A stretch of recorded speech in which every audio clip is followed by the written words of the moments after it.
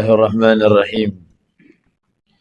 Assalamualaikum warahmatullahi wabarakatuh. Alhamdulillah. Summa alhamdulillah. Alhamdulillahi bi ni'matihi tatimmus salihat. Wa bi fadlihi tatanazzalul khairat wal barakat. Wa bi taufiqihi tahaqqaqul maqasid wal ghayat. Allahumma salli wa sallim wa barik wa azim ala sayyidina wa maulana Muhammad sayyidis sadat wa ala alihi wa ashabihi wa man tabi'ahum bi ihsanin ila yaumil ma'ad. Amma ba'd. Nawayna al-ijtima' wal intifa' kama intifa'aluna nawayna at-ta'allum wa ta'lim wa tadhakkura wa tadhkir wa naf'a wal intifa' wal ifada wal istifadah wal hath ala tamassuki bi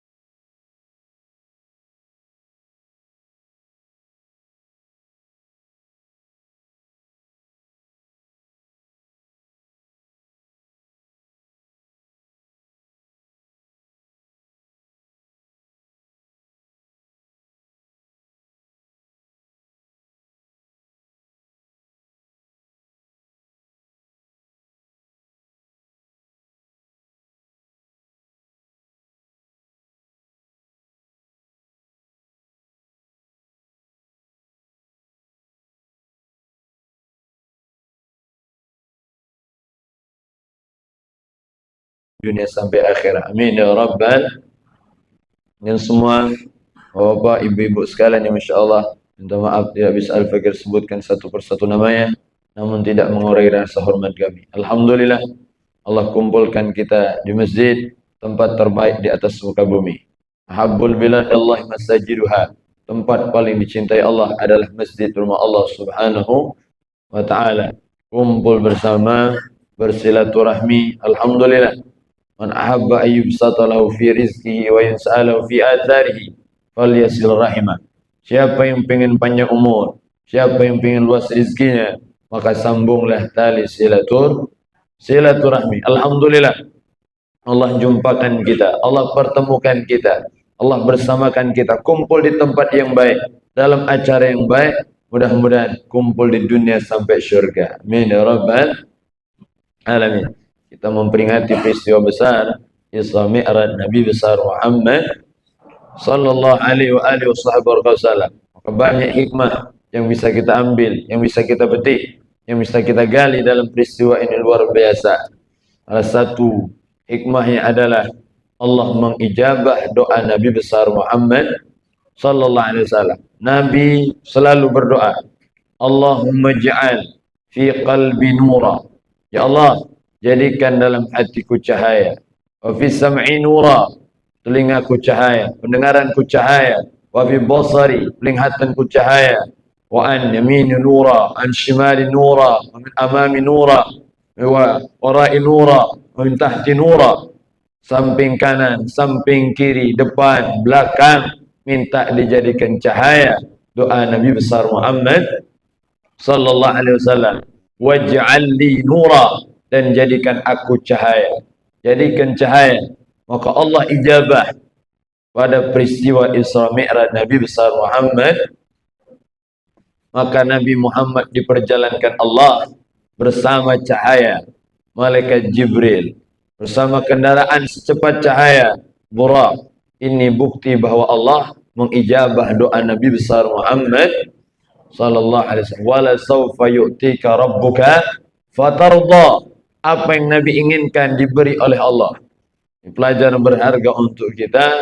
Doa-doa kita pasti diijabah Allah. Udu'auni astajib lakum.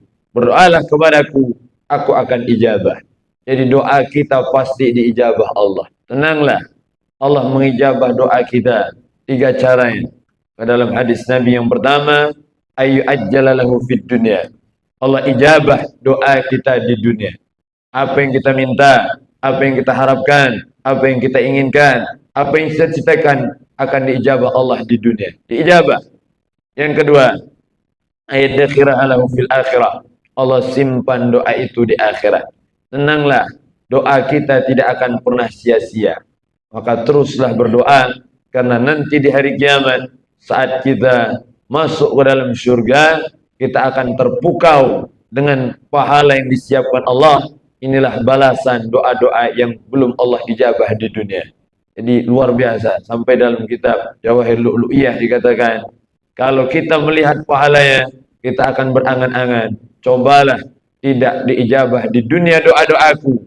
Aku berharap semua doa itu diijabah di akhirat. Saking indahnya luar biasa. Yang ketiga, istighfaru minasu. Allah ijabah doa. Allah hindarkan dari bala yang besar. Mungkin hanya terkena musibah yang kecil, bala yang kecil, ujian yang kecil. Kadang minta maaf, kita terkena sedikit bala, itu menghindarkan dari bala yang besar. Jalan ke sandung batu, bala kecil. Padahal tadi kita berdoa minta selamat. Ya Allah, selamatkan aku, panjangkan umurku. Keluar dari masjid, kaki ke sandung batu, berdarah. Ada yang berutuan, ngapu pulau berdarah kaki ini. Padahal minta selamat. Ternyata ada rahasia besar di balik itu. Kalau tidak terkena balak kecil ini, maka sudah siap tronton besar di depan jalan. Alhamdulillah min. Apa artinya? Ini rahasia Allah. Jadi teruslah berdoa. Allah yaghdabu in taraka su'alahu wabnu Adam hina yus'alu yaghdabu. Allah marah ketika hambanya tidak mau meminta. Marah. Allah murka. Kenapa? Hambanya sombong, tak mau minta kepada Allah. Tapi manusia sebaliknya. Wabnu Adam hina yus'alu yaghdabu. Manusia semakin sering diminta, maka dia akan marah. Kita punya teman, kita punya sahabat. Pasung sekarang CS lah. Atau bestie lah. Kawan CS kental Ustaz. Dari SD, dari TK lah kami bersama. TK, SD, SMP, duduknya barengan terus. Sampai begawe barengan pula. Masya Allah. Kami minta sehari. Ada yang datang ke rumah, SD, aku nak minjem duit 200, boleh tak? Oh, apa yang tidak untuk kau ni lor? 100 kecil gino. Nah, 200 untuk kau. Dikasih. Kaget tenang be. Minggu depan aku balik. Oh, sudah ada usah pikir bayar. Belum sebulan, belum seminggu datang lagi. 3 hari kemudian datang lagi. Apa budak ini? Nah, mulai berpikir kita. Datang. Loh, ada 50 dah. 50. Oh, 50 dah kati. 20 ada. Mulai berkurang ini. 20 jadilah. Kasih 20. Ya sudah, kaget barengan kaget. Minggu depan aku balik dengan yang kemarin. Tiba-tiba besok datang lagi ke rumah. Budak datang lagi nih. Pesan sama anak kita. Nak, kaget kalau kawan papa tu datang, omong papa dak kati di rumah. Runyam. Kita kalau sering diminta manusia marah kadang. Allah sebaliknya. Kalau hambanya tidak mau meminta, Allah marah. Manusia sering diminta, dia sering marah. Maka ini, kita teruslah berdoa. Allah tahu yang terbaik untuk kita. Allah ijabah sesuai apa yang terbaik untuk kita, bukan apa yang kita inginkan. Semuanya baik. Maka doa itu terkadang terhalang oleh dosa-dosa kita. Bukan berarti Allah tidak ijabah. Terkadang dosa, maksiat, keburukan, makan haram, kejahatan, itulah yang menghalangi doa-doa kita. Terhalang, mauquf baina samai wal ardh. Terhalang antara langit dan bumi sebab kemaksiatan kita. Maka sebelum berdoa istighfar, sebelum berdoa baca salawat agar Allah ampunkan dosa kita dan doa kita cepat diijabah Allah Subhanahu. Saat berdoa, wa antum mungkinuna bil ijabah. Yakinlah doa kita diijabah Allah. Nabi saat berdoa yakin doanya pasti diijabah Allah. Tak ragu Nabi dengan kekuasaan Allah. Kita pun kalau berdoa harus yakin. Jangan minta maaf. Doa kadang antara yakin dan tidak. Angkat tangan, lesu. Minta maaf. Adab doa itu ngadep kiblat. Angkat tangan, serius, sungguh-sungguh, hadir. Itu adab doa. Hadirkan hati kita, yakin kepada Allah. Kadang ini ada doa. Ajulah ya Allah, nak dijabah payu, nak tidak sudahlah. Tak yakin kita, yakin aja, berdoa. Bismillah, wa antum mungkinuna bil ijabah. Yakin. Malam ya'jal, selagi kita tidak terburu-buru Dan konsep jangan buru-buru, jangan nak cepet tuh lah. Kadang masalah kita ini nak cepet. Ya Allah, musim hujan ya Allah. Kayaknya mobil InnoPower hitam ya Allah. Kalau pacak besok sore ya Allah antarkan ke rumah ya Allah. Aku belum pacak mobil dengan sopir-sopirnya ya Allah. Minta kepada Allah pengen nak cepat. Ini masalah kita. Tenanglah. Waktunya sesuai dengan skenario Allah, sesuai rencana Allah yang terbaik untuk kita. Alhamdulillah. Allah ijabah. Nabi berdoa. Lama Nabi berdoa. Baru dijawab Allah. Peristiwa Isra Mi'raj ini 10 tahun kurang lebih 3 bulan setelah Nabi diangkat jadi Rasul.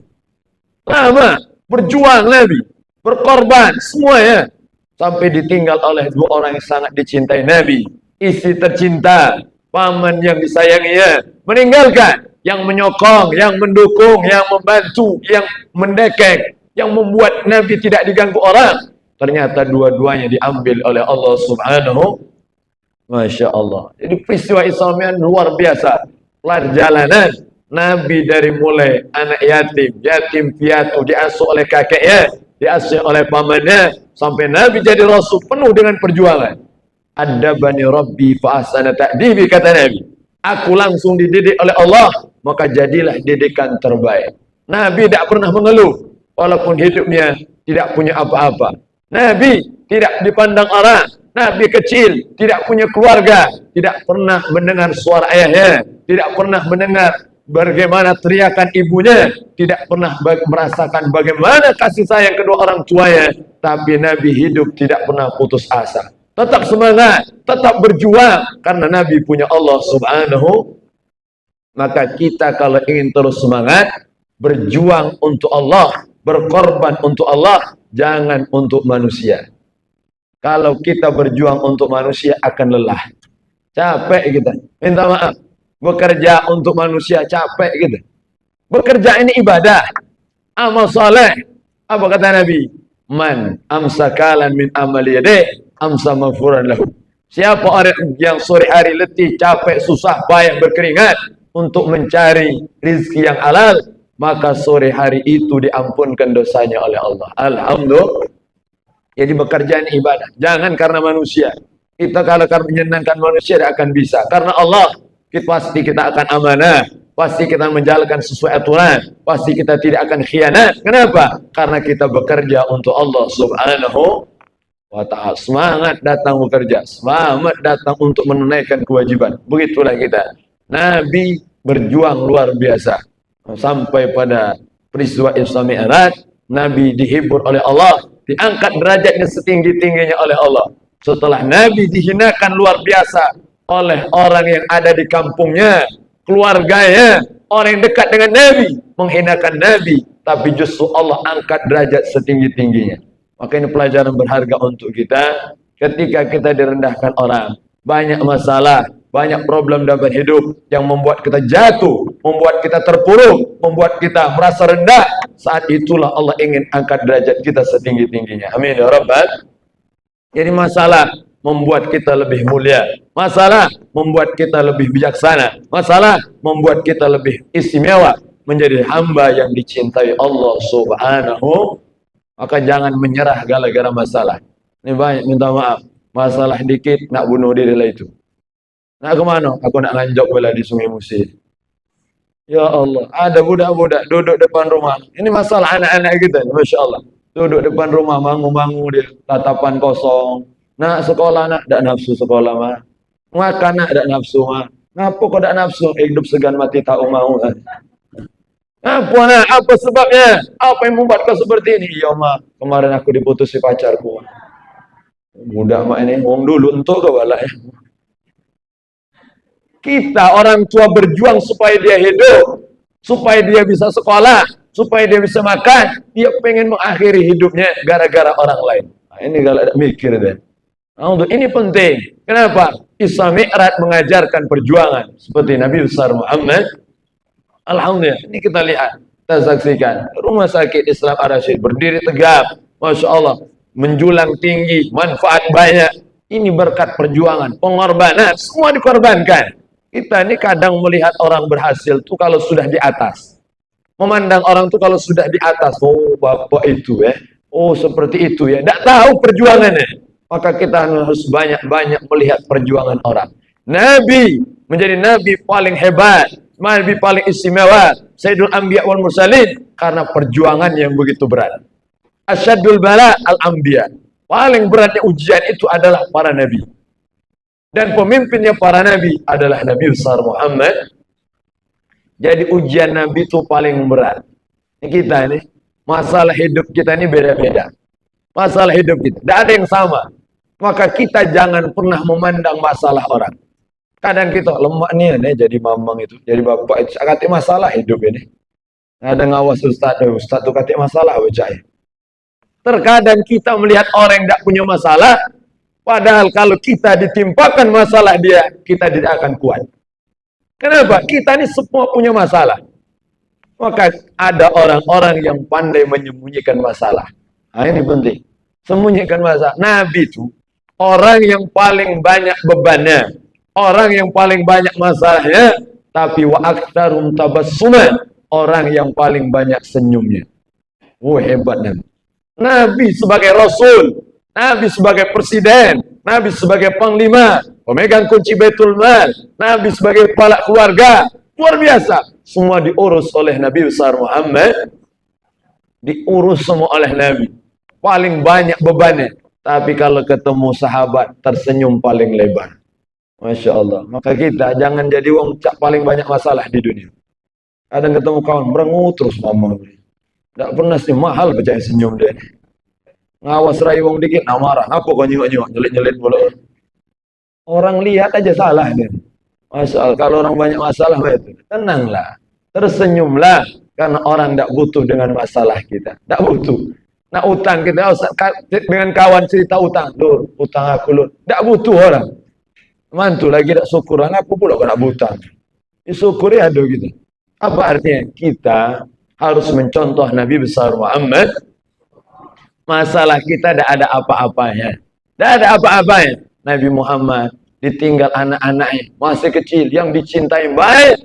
Luar biasa, menangis Nabi. Nabi juga manusia, menangis. Ditanya oleh sahabat, ya Rasulullah, amaradita ya Rasulullah.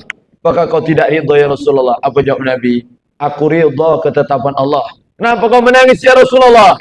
Ini adalah air mata kasih sayang. Jadi air mata itu salah satu yang tidak bisa tertahan. Semua bisa kita tahan. Mulut bisa kita tahan. Mata bisa kita tahan. Semua. Kecuali air mata.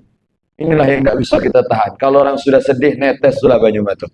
Netes. Kalau ada orang senang, kadang netes juga. Maka ada air mata itu dua.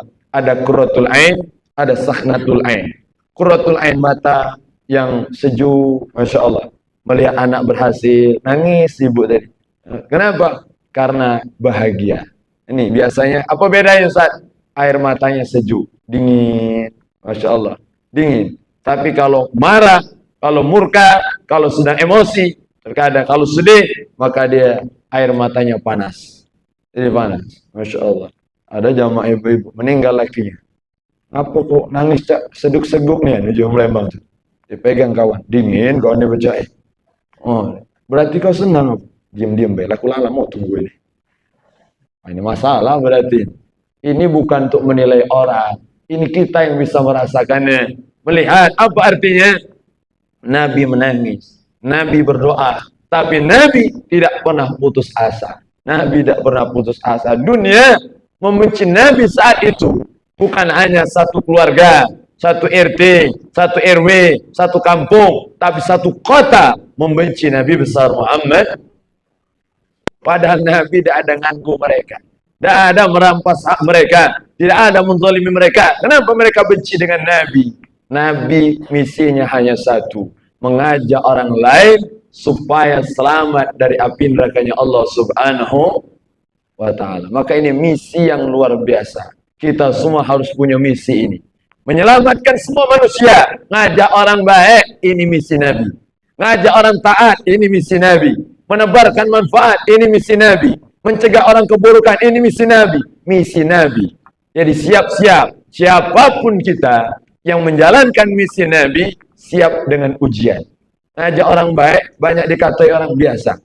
Ngajak orang pengajian, ngajak orang sholat, mulai ada komen. Udahlah, cak kesolehan pula ni. Masya Allah. Cak paling alim lah, macam-macam. Dihina orang, tak usah peduli. Kenapa? Tujuan kita ngajak orang baik. Mau diterima mau tidak, bukan urusan kita. Tugas kita hanya menyebarkan kebaikan. Karena ridho manusia tidak akan pernah kita dapatkan. Tidak akan mungkin. Semua orang sayang dengan kita, senang dengan, tidak akan mungkin.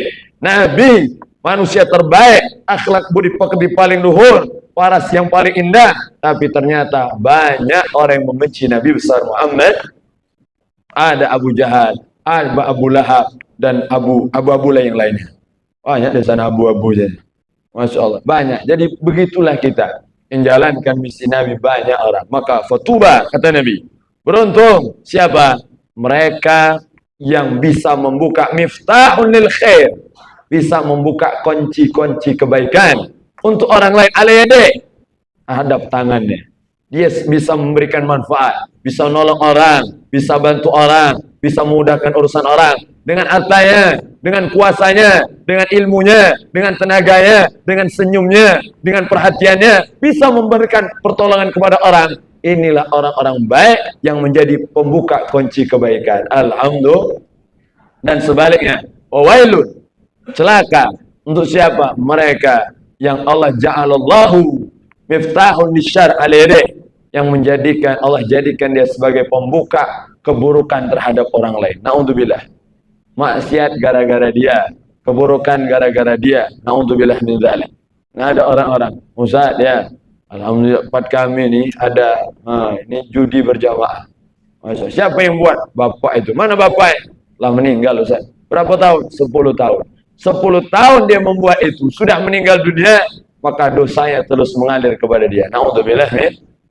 Dan sebaliknya, yang membuat kegiatan yang baik, yang bangun masjid, dipakai masjid untuk sholat, ibadah, majelis taklim, baca Quran, zikir dan semuanya, orang yang sudah tiada, maka terus mengalir kepadanya. Maka nikmat harta itu adalah li'ainin sahirah, li'ain na'imah. Ada air mata yang mengalir untuk mata-mata yang tidur. Apa maksudnya?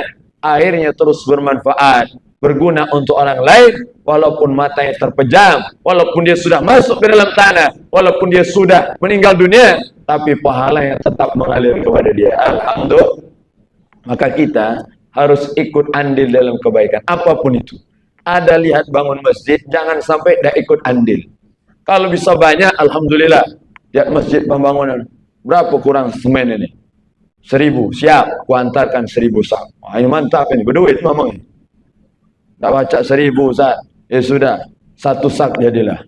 Oh, datang. Berapa? 1 sak. Jadilah, antar ke masjid. Tak buntu juga Ustaz. Ya sudah. Tak katik sekilo jadilah. Datang ngedek-ngedek ke masjid, ada sekilo Pak. Jadilah, diterima juga oleh dia. Tak katik juga Ustaz. Tak punya duit apa-apa. Sudah. Pergi ke toko bangunan, tanya berapa harga paku, datang ke masjid. Pak, ada 1 paku untuk pembangunan masjid. Jadilah. Pengurus bingung menyawas itu. Agak lain ibu itu.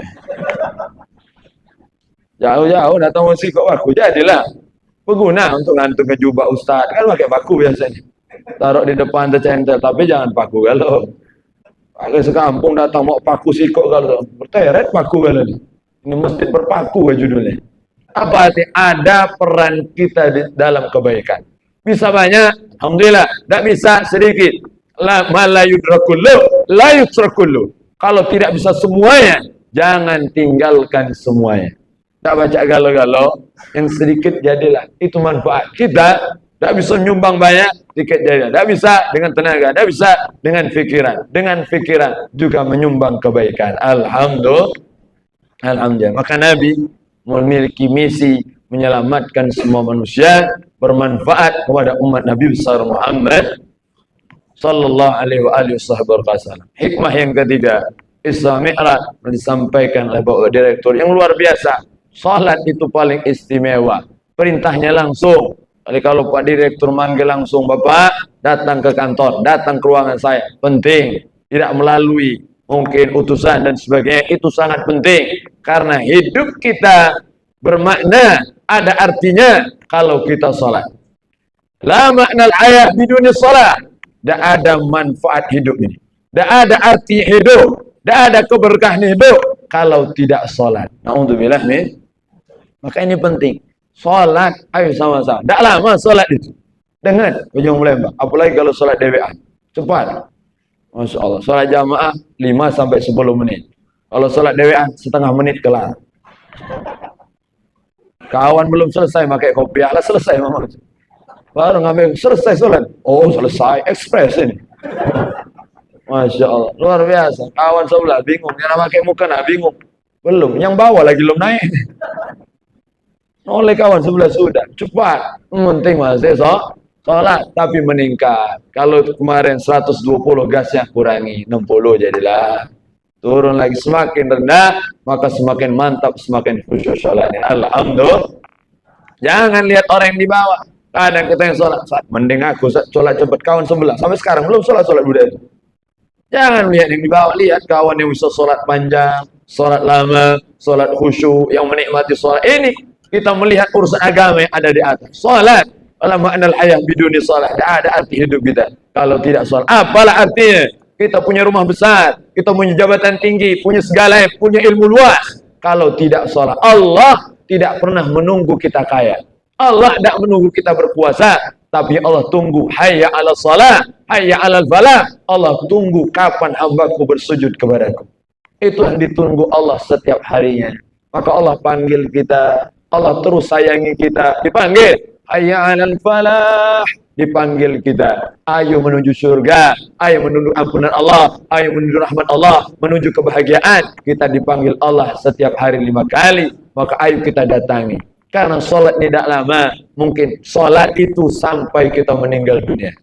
Itu. Kalau ditanya orang, sampai kapan kita nih sholat? Sholat terus, sampai mati, selesai. Kalau sudah mati, jangan pengen sholat lagi. Sudah mati, waktu istirahat, waktu yang disolatkan orang. Itu aja. Ini kadang orang sudah meninggal baru pengen nak sholat. Keinginan mereka yang sudah meninggal itu, apa kata ulama? La tatrukis sholat abada. Jangan tinggalkan sholat selama-lamanya. Hunaka malayin. Ada jutaan manusia yang sekarang ada di dalam kubur, masuk ke dalam kubur, yang sudah meninggal dunia. Mereka ingin hidup sehari saja, 1 jam saja, 1 menit saja. La yasjudullah walau saddatan wahidah. Mereka ingin hidup walau hanya 1 kali sujud saja. Yang sudah meninggal, sahabat kita, keluarga kita, teman kita, semua kaum muslimin muslimat, mereka ingin hidup walaupun hanya 1 hari. Pengen sholat, tak pengen yang lain, tak pengen punya mobil lagi, tak pengen punya rumah lagi, tak pengen berbini lagi, tak pengen mereka. Mereka pengen sholat. Ini keinginan. Inilah yang dibawa oleh Nabi besar Muhammad. Isra Mi'raj bawa sholat. Ini luar biasa. Maka ada Nabi balik dari surga. Nabi kan jalan-jalan, pergi, naik ke langit, masuk ke surga, ke neraka dan sebagainya. Linuriyahu min ayatina. Kami tampakkan, kami tunjukkan ayat-ayat kami. Ditunjukkan semuanya. Jadi kalau kita dengar surga itu hanya telinga kita dengar. Tapi Nabi kalau cerita surga itu ada di hadapannya. Lah masuk nih di Jong Lembang. Lah ngawas ini na surga. Kira-kira kalau kita lah masuk surga galak betul lagi. Oh, ada pada balik lagi Ustaz. Pening balik aku. Utang nak dibayar, cicilan hanya listrik belum nak beli. Macam-macam lah. Masalah hidup kita. Kita kalau sudah masuk surga dah ingin keluar lagi. Nabi keluar lagi dari surga, kembali ke dunia untuk kita. Untuk kita bawa bekal sholat. Tidak ada dalam riwayat Nabi dari surga balik mau pempek telur, tidak ada. Tidak ganti. Balik mau sate dari surga, balik mau gudeg dari surga umpamanya. Tidak ada. Ada pernah baca cerita? Tidak ada. Hoak itu kalau ada. Bohong itu. Tidak ada. Nabi bawa sholat. Kenapa? Kalau makanan akan habis. Maka tafafneta yang kita makan habis. Usang. Yang kita pakai usang hancur, lebur, hilang. Tapi wa ma tasaddaqta fa amdaita, yang kita sedekahkan itulah yang akan kekal abadi. Nabi membawa salat untuk kita umatnya. Maka kata Nabi, wa ju'ilat qurratu aini bis salat. Dan aku jadikan kesenangan hatiku, kesukaanku, kecintaanku adalah salat. Jadi kalau dengar azan tuh harus senang, harus bahagia. Jangan runyah mujung melembang. Minta maaf. Ada orang dengan azan lagi. Azan baru, azan dan siapa azan? Ini marah pula yang azan. La ilaha illallah. Lah datang telat pula memang itu. Masya Allah. Azan kena marah pula. Berhenti aku azan ini. Masya Allah. Walhasil apa artinya beginilah kita. Jadi Nabi pulang membawa salat. Ini hadiah untuk umat Nabi besar Muhammad. Ya Allah. Maka ayo sama-sama kita jaga salat kita.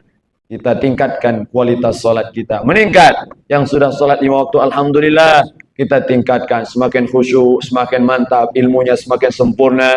Rukun syaratnya. Semuanya. Kita jadikan salat kita memang benar-benar prioritas dalam hidup kita. Kalau kita memprioritaskan salat, Allah yang akan urus hidup kita. Amin ya rabbal alamin. Insyaallah mudah-mudahan Allah berkahi perjumpaan kita. Jadi 3 hikmah pada pagi hari ini. Mudah-mudahan peringatan Isra Mi'raj ini menjadi peringatan yang penuh berkah, penuh dengan cucuran rahmat barakah dari Allah. Mudah-mudahan kita semua diampunkan dosa oleh Allah. Amin ya rabbal.